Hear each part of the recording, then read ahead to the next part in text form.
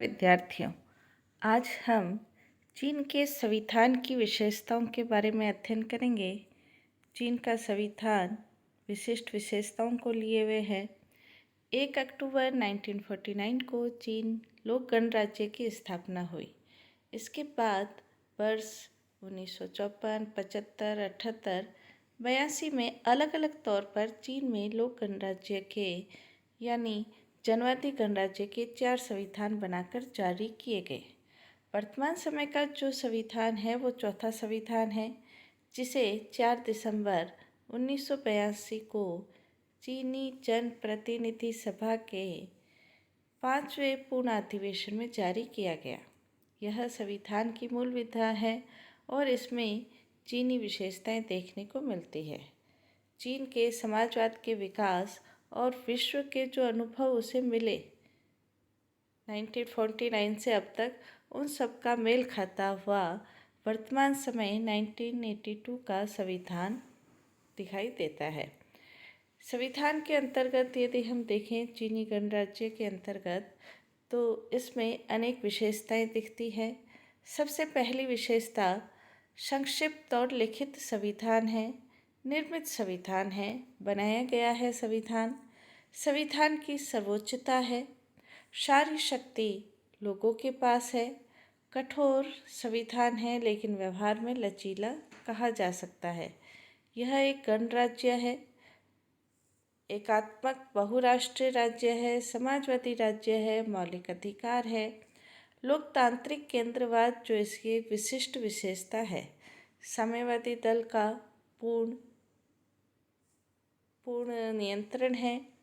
एक इतना बड़ा राज्य क्षेत्रफल की दृष्टि से, जनसंख्या की दृष्टि से होते हुए भी एक सदनीय व्यवस्थापिका है। न्यायालय की यहाँ पर न्यून स्थिति है। आधुनिकीकरण को बढ़ावा देने की प्रक्रिया की गई है। समाजवादी आध्यात्मिक सभ्यता की ओर भी इसके कदम उठ रहे हैं। इसकी विदेश नीति पंचशील के सिद्धांतों पर सैद्धांतिक रूप से आधारित है। ये सभी विशेषताएं लिया हुआ चीनी संविधान क्या है, उसकी डिटेल में हम इन विशेषताओं का अध्ययन करेंगे। चीन के संविधान की विशेषताएं। चीन संसार में, जैसा हम जानते हैं, सबसे अधिक जनसंख्या वाला और क्षेत्रफल की दृष्टि से संसार में सबसे अधिक दूसरे नंबर वाला देश है। पहला रूस कह सकते हैं, क्षेत्रफल में दूसरा, जनसंख्या की दृष्टि से पहला देश है। इसकी पहली विशेषता, चीनी गणराज्य में सारी शक्ति जनता में निहित है और उसका प्रयोग वह राष्ट्रीय जन कांग्रेस और स्थानीय जन कांग्रेस इनके माध्यम से करती है और ये और राज्य अन्य लोकतंत्रीय केंद्रीय शासन के सिद्धांत को व्यवहार में लाते हैं। पहली विशेषता इसकी, चीन के संविधान में 138 अनुच्छेद है, यानी कि चीन का संविधान एक लिखित संविधान है जिसे कि 4 दिसंबर 1982 को चीन की व्यवस्थापिका जनवादी कांग्रेस कह सकते हैं, उसने स्वीकृत किया। जनवादी चीन की संपूर्ण जनता में निहित है। चीन के 3 अनुच्छेद में कहा गया है कि जनवादी चीन के सभी शासकीय अंग लोकतांत्रिक केंद्रवाद के सिद्धांत को लागू करेंगे। लोकतांत्रिक केंद्रवाद उस व्यवस्था को कहते हैं जिसमें दल में विचार विमर्श से पहले लोकतांत्रिक प्रक्रिया अपनाई जाती है। संक्षिप्त संविधान है, सबसे संक्षिप्त नहीं कह सकते, लेकिन अन्य देशों की तुलना में यह संक्षिप्त संविधान है। जैसे भारत में 395 अनुच्छेद है, उस तुलना में देखा जाए तो ये एक संक्षिप्त संविधान है। लोकतांत्रिक केंद्रीयकरण है, लोकतंत्र भी है और केंद्रीयकरण के सिद्धांत को भी लागू किया गया है। इसका डिटेल में हम अध्ययन आगे विशेषता में करेंगे। गणतंत्र है, चीन के जनवादी गणतंत्र में संपूर्ण सत्ता जनता में निहित है। चीन में संप्रभुता का वास किसी वंशानुगत शासक में न होकर, वर्ग विशेष में न होकर संपूर्ण जनता में है, इसलिए इसे गणतंत्रात्मक शासन कहा जाता है। साम्यवादी दल का पूरा वर्चस्व है। वहाँ तीनों केंद्र, राज्य सरकार, सेना में इन सबसे ज़्यादा शक्तिशाली साम्यवादी दल है। जनवादी चीन का साम्यवादी दल दुनिया का सबसे विशाल साम्यवादी दल कहा जा सकता है। संक्रमण काल के लिए निर्मित शासन विधान था। इसकी कुछ धाराओं का स्वरूप कार्यक्रम जैसी और इसके सामान्य सिद्धांतों का स्वरूप राज्य के उद्देश्य निर्देशक तत्वों जैसा कहा जा सकता है। लोकतांत्रिक केंद्रवाद है। ये सबसे महत्वपूर्ण विशेषता है जो कि चीन के संविधान के अंतर्गत ही हमें देखने को मिलती है। इसके अंतर्गत लोकतांत्रिक केंद्रवाद का आशय यह है कि लोकतंत्र और केंद्र की परस्पर विरोधी प्रवृत्तियों के बीच समन्वय स्थापित किया गया है। इसमें लोकतांत्रिक तथ्य यह है कि समस्त जनता में निहित है और नागरिकों को शासन कार्य में भाग लेने का समुचित अवसर प्रदान किया जाता है। केंद्रवादी तथ्य यह है कि शासक या दल का प्रत्येक अंग अपने उच्च अंग के अधीन है। निम्न अंग को उसी सीमा तक स्वतंत्रता है जिस सीमा तक उच्च अंग उस पर प्रतिबंध नहीं लगाता। प्रत्येक निम्न अंग के लिए अपने उच्च अंग की आज्ञा का पालन करना अनिवार्य है और अंततोगत्वा जो राज शक्ति है वो एक केंद्र बिंदु में निहित हो जाती है और यह साम्यवादी व्यवस्था के मूल सिद्धांतों या माओ के दर्शन पर आधारित है। साम्यवादी नेता इसके बहुत प्रशंसक है। इस लोकतांत्रिक केंद्रवाद में लोकतंत्र तो वास्तव में नाम का है और व्यवहार में केंद्रवाद जो कि सिमट कर साम्यवादी दल में ही निहित हो जाता है, प्राथमिक महत्ता है। एकात्मक राज्य है। बहुराष्ट्रीय होते हुए भी एकात्मक राज्य है। प्रशासनिक दृष्टिकोण से हालांकि प्रांतों, स्वायत्तशासित क्षेत्रों और सीधे केंद्र सरकार के अधीन नगर पालिकाओं में बांटा गया है, प्रत्येक इकाई नीति निर्धारण करने संबंधी शक्ति का प्रयोग करती है। प्रत्येक में शक्ति का प्रयोग स्थानीय पीपुल्स कांग्रेस और सरकारी करती है जो एक ही केंद्र सरकार के अधीन रहती है। कहने का तात्पर्य इतना विशाल राज्य होते हुए भी केंद्रीय सरकार के द्वारा ही पूरे चीन की शासन व्यवस्था का संचालन किया जाता है, एकात्मक राज्य है। समाजवादी राज्य है। अनुच्छेद 1 के अनुसार श्रमिक और किसानों की मित्रता पर आधारित श्रमिक वर्ग के नेतृत्व में चयन लोकतांत्रिक अधिनायकवाद के अधीन चीन का जन्म गणराज्य एक समाजवादी राज्य है, जिनके अनुसार लोकतांत्रिक अधिनायकवाद का अर्थ यह है कि राज्य अधिक से अधिक लोगों के बीच लोकतंत्र का आचरण करता है, कुछ लोगों के हाथ में अधिनायकवाद के लक्ष्य को कम करता है। राज्य समाज विरोधी और समाजवादी व्यवस्था के विरुद्ध षड्यंत्र करने वाली शक्तियों को भी कम करता है। समाजवादी व्यवस्था चीन के गणराज्य की मूल विशेषता है और इसे खत्म करने की शक्ति किसी भी संगठन या व्यक्ति को नहीं दी गई है। संविधान की सर्वोच्चता है। वर्तमान संविधान एक सर्वोच्च संविधान है। यह देश का मूलभूत कानून है। कोई भी संगठन या व्यक्ति संविधान के ऊपर या परे नहीं है। सभी संविधान के अधीन हैं। सभी स्तरों पर सभी के लिए संविधान और कानून की प्रतिष्ठा की रक्षा करना अनिवार्य है।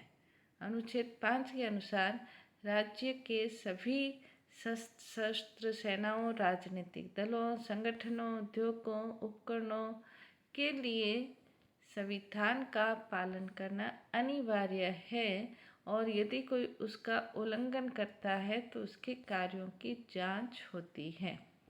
एक सदनीय व्यवस्थापिका है। आकार और जनसंख्या की दृष्टि से चीन बहुत बड़ा देश है। भिन्न भिन्न जातियाँ, भाषाएं, राष्ट्रीयताएं यहाँ निवास करती हैं। व्यवस्थापिका अर्थात नेशनल पीपुल्स कांग्रेस एक सदनीय व्यवस्थापिका है जो विश्व में किसी भी देश की व्यवस्थापिका से बड़ी है। इसके सदस्यों का निर्वाचन अप्रत्यक्ष रूप से स्वशासित क्षेत्र और सीधे केंद्र सरकार की नगरपालिका सशस्त्र सेनाओं के द्वारा 5 वर्ष के लिए होता है। इसमें निर्वाचन की आयु 18 वर्ष प्राप्त नागरिक अपना मत दे सकते हैं, उम्मीदवार के रूप में खड़े हो सकते हैं। यह बहुत अधिक शक्तियों का प्रयोग करती है। एक सदनीय व्यवस्थापिका इसकी महत्वपूर्ण विशेषता है। यहाँ पर न्यायालय को न्यून स्थिति प्रदान की गई है। न्यायालय प्रशासन से पृथक एक स्वतंत्र और निष्पक्ष निकाय नहीं है। यह शासन की ही एक भुजा है। इसके लिए प्रशासन में अन्य अंगों के बराबर नहीं बल्कि इसकी स्थिति न्यायपालिका की स्थिति न्यून है। चीन में सर्वोच्च पीपुल्स कोर्ट से लेकर बेसिक पीपुल कोर्ट तक सभी पद पीपुल कांग्रेस के अधीन हैं। उदाहरण के लिए चीन की सर्वोच्च people's court national people's congress के द्वारा ही निर्वाचित होती है और वह उसके प्रति या उसकी स्थायी समिति के प्रति उत्तरदायी है। तो न्यायपालिका की यहाँ न्यून स्थिति कही जा सकती है। आधुनिकीकरण और आर्थिक नीतियों का संहिताकरण किया गया है। समाजवादी आधुनिकीकरण को बढ़ावा देता है, आर्थिक नीतियों का संहिताकरण करता है और इसकी विशेषता ये है कि यह सार्वजनिक स्वामित्व और निजी स्वामित्व, बाजार की मांग और पूर्ति के सिद्धांतों को तालमेल बिठाने का प्रयास करता है। इसके अंतर्गत राज्य, समूह और व्यक्ति के विकास की भी बात करता है। राज्य क्षेत्र में सत्ता को भी समर्थन दिया गया है। समाजवादी स्वामित्व पर बल दिया गया है। इस पर भी संविधान नियोजित अर्थव्यवस्था और बाजार की मांग और पूर्ति की पूर्व भूमिका के संतुलन द्वारा राष्ट्रीय अर्थव्यवस्था के समन्वित विकास की स्वतंत्रता देता है। राष्ट्रपति पद की पुनर्स्थापना की गई थी। 1956 और 1975 के चीनी संविधान में राष्ट्रपति पद की व्यवस्था थी, लेकिन 1978 के संविधान में राष्ट्रपति पद को समाप्त कर दिया गया क्योंकि सारी सत्ता वास्तविक रूप में साम्यवादी दल के पास है। लेकिन 1982 में राष्ट्रपति पद की वापस से पुनर्स्थापना की गई। एक केंद्रीय सैनिक आयोग है, व्यवस्था की गई है। नई और अनुपम संस्था है। चीन के पूर्ववर्ती संविधानों में इस प्रकार की कोई संस्था नहीं थी। सेना को निर्देश यही आयोग देता है। इस आयोग में केंद्रीय सैनिक आयोग सभापति है, उपसभापति है और सदस्य हैं। आयोग के समस्त दायित्वों की जिम्मेवारी सभापति पर होती है। सैनिक आयोग के सभापति राष्ट्रीय जन कांग्रेस और उसकी समिति के प्रति उत्तरदायी हैं। आधुनिकीकरण की चाह, ये नेक्स्ट विशेषता। संविधान निर्माता अर्थव्यवस्था को आधुनिक बनाना चाहते थे। सांस्कृतिक क्रांति के दौरान जुलूस, प्रदर्शन, हड़ताल से चीन की आर्थिक स्थिति बहुत खराब हो गई थी। वर्तमान नेता ये स्वीकार करते थे कि चीन के अंतर्गत कृषि, उद्योग, विज्ञान, इन सभी के विकास के लिए नवीन तकनीकी भाषा की आवश्यकता हो और संविधान में स्थान स्थान पर उन्नत विज्ञान तकनीकी, समाजवादी आधुनिकीकरण, वैज्ञानिक अनुसंधान तथा औद्योगिक खोज और आविष्कार वाक्यांशों का प्रयोग किया गया है। लिखित संविधान है, निर्मित संविधान है, यह हम पढ़ चुके हैं। इसके अंतर्गत व्यवस्थापिका, कार्यपालिका, न्यायपालिका की शक्तियों का विस्तृत विवरण देखने को मिलता है। बहुराष्ट्रीय एकात्मक शासन होते हुए भी चीन में यह तथ्य स्वीकार किया गया है कि उसका समाज एक बहुराष्ट्रीय राज्य है। वहाँ लगभग 60 जातियाँ हैं। उनके रीति रिवाज, उनकी संस्कृति को सुरक्षित रखने का आश्वासन दिया गया है। विभिन्न जाति के लोगों को राष्ट्रीय अल्पसंख्यक कहा गया है। चीन की प्रस्तावना में भी लिखा है, चीन का जनगणतंत्र एक एकात्मक बहुराष्ट्रीय राज्य है। ये इसकी महत्वपूर्ण विशेषता है। श्रम को महत्व संविधान के अंतर्गत दिया गया है। चीन के संविधान में श्रम को पवित्र स्थान दिया गया है। संविधान में यह निर्धारित किया गया है कि श्रम प्रत्येक समर्थ नागरिक के लिए सम्मान की वस्तु है और यह इस बात की गारंटी देता है कि आर्थिक विकास के साथ साथ लोगों को रोजगार दिया जाएगा, काम की दशाओं में सुधार होगा, मजदूरी बढ़ाई जाएगी, इन सब में काम करने के अधिकार का लाभ उठा सके। यानी कि संविधान के अंतर्गत श्रम को महत्व प्रदान किया गया है। चीन समाजवादी व्यवस्था होते हुए भी वहाँ चीनी नागरिक मौलिक अधिकारों का प्रयोग करते हैं और साथ ही उनके लिए कर्तव्यों की भी व्यवस्था की गई है। राजनीतिक नागरिक अधिकारों को प्राथमिकता दी गई है। काम करने का, विश्राम करने का, अवकाश पाने का, वृद्धावस्था, बीमारी, असमर्थता की अवस्था में आर्थिक सहायता प्राप्त करने का अधिकार सभी चीनी नागरिकों को है। संविधान में निर्धारित नागरिकों के कर्तव्य भी है। सैनिक सेवा करना, देश की रक्षा करना, संविधान का पालन करना, सार्वजनिक संपत्ति का आदर करना, सुरक्षा करना, अनुशासन रखना, ये सभी चीनी नागरिकों के कर्तव्य हैं। तो ये अधिकार और कर्तव्य भी इसकी विशेषता है। चीन का संविधान कठोर लेकिन व्यवहार में लचीला है। सैद्धांतिक दृष्टि से कठोर है। संविधान में संशोधन जनवादी कांग्रेस द्वारा किया जाता है जो सामान्य कानूनों का निर्माण करती है, परंतु विधि निर्माण और संविधान में संशोधन की भिन्न भिन्न प्रक्रिया है, इसलिए इसे कठोर कहा जाता है। जहाँ सामान्य कानूनों के निर्माण में जनवादी कांग्रेस साधारण बहुमत का प्रयोग करती है, वहाँ संविधान संशोधन की प्रक्रिया अनुच्छेद 64 में उल्लेखित है। इस संशोधन का प्रस्ताव कांग्रेस के 1/5 सदस्य 1/5 सदस्यों द्वारा प्रस्तावित किया जाता है और 2/3 सदस्यों द्वारा पारित होना चाहिए। व्यवहार में राष्ट्रीय जनवादी कांग्रेस अकेले ही संविधान में संशोधन कर दे सकती है और एक तलीय व्यवस्था होने के कारण 2/3 बहुमत समर्थन प्राप्त करना आसान है। इसलिए सैद्धांतिक दृष्टि से कठोर है लेकिन व्यवहार में लचीला है। व्यक्तिगत स्वतंत्रताएं प्रदान की गई हैं। चीन का संविधान अपने नागरिकों को भाषण करने, अभिव्यक्ति की, सभा की, प्रदर्शन करने की, हड़ताल करने की और साथ ही साथ यहाँ पर धार्मिक स्वतंत्रता भी प्रदान की गई है। राजनीतिक शरण चीनी गणराज्य में प्रत्येक ऐसे विदेशी राष्ट्रजन को शरण पाने का अधिकार है जिसे उचित कार्य करने, शांति आंदोलन में भाग लेने और वैज्ञानिक कार्यों करने से रोका जाए।